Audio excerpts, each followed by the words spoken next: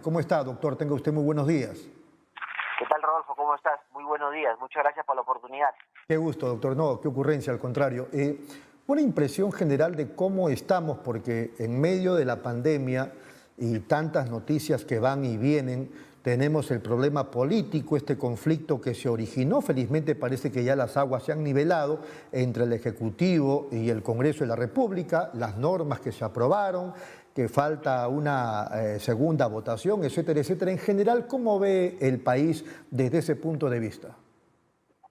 Mira, la situación del país es bastante complicada, ¿no? Porque a la crisis sanitaria tienes que sumarle una crisis económica.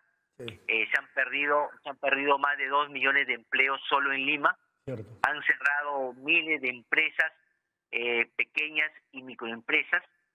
Y si a eso le sumamos el último conflicto político, y encima que ya estamos en un proceso electoral, la cosa no pinta bien, ¿no? Entonces, yo creo que aquí lo que hay que exigirles a nuestras autoridades es responsabilidad y madurez.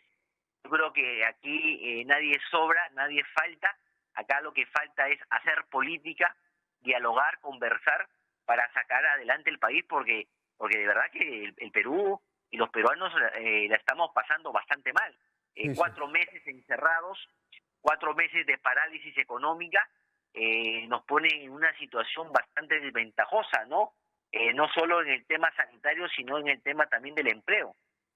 Claro, no tendrás razón en este contexto que vivimos los peruanos, el primer ministro inglés, ya hace muchos años fallecido, lógicamente, cuando decía, no pensemos en las próximas elecciones, sino en las próximas generaciones. Claro, eso decía el gran Winston Churchill, ¿no? Y eso creo que nos falta, ¿no? Nos falta esa visión de largo plazo, ¿no? O sea, no ser cortoplacistas, no solo pensar qué es lo que va a pasar mañana, sino también pensar en las futuras generaciones. Así es. O sea, pensar en una visión de 30, 40, 50 años, ¿no? Porque el mundo no se va a acabar mañana, ¿no? Entonces, yo creo que eso nos falta a la clase política. Creo que esta es una oportunidad. Toda situación de crisis también hay que verla como una oportunidad. Y no, es una oportunidad todavía dentro de un proceso electoral que tenemos el próximo año, para que los partidos políticos le ofrezcamos al país lo mejor de nuestros cuadros, ¿no? Y sobre todo propuestas realistas que puedan ser ejecutadas pensando en el país. Claro, eso es un buen tema.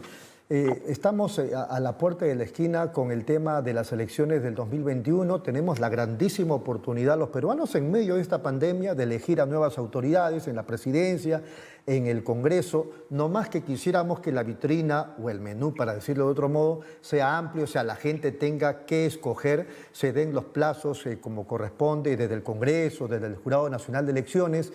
Pero frente al contexto que vivimos, hay algunos que dicen con alguna razón, entiendo, que podríamos estar allanándole el camino a los candidatos que, digamos, proyectan violencia al momento de actuar. ¿Qué dice usted?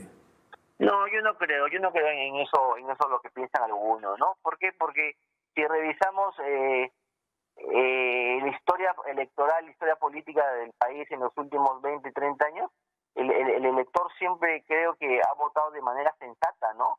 Creo que nuestro elector no es irracional para estar apostando por propuestas, digamos, violentistas o propuestas que quieran dar un giro de 180 grados. No, todo lo contrario, ¿no? Yo creo que nuestro elector es razonable.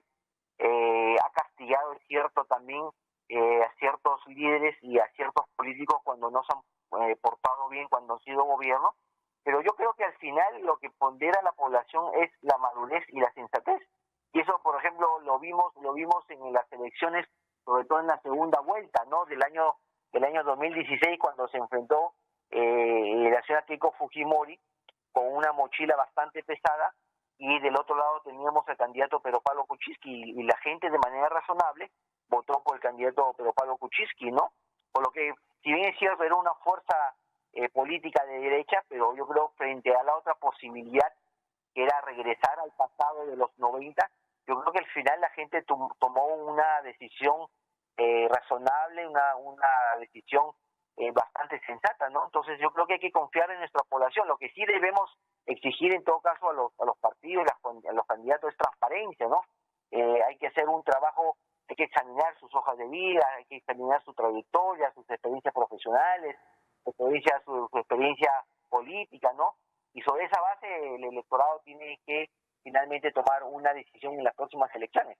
Claro, yo pienso que tenemos una población muy permisiva, que somos muy permisivos, pero usted acaba de decir que la población es una población ahora sensata. Yo le voy a demostrar que usted está equivocado diciéndole lo siguiente.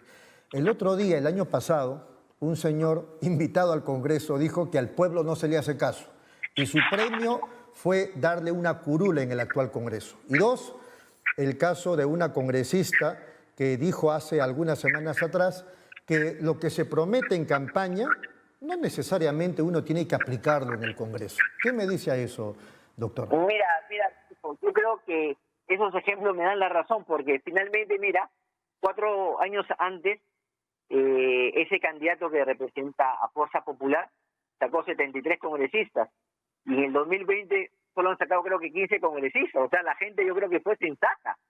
Insensato hubiera sido si le hubiéramos renovado la confianza al ratificarlo con los 73 congresistas, los sancionamos, los castigamos.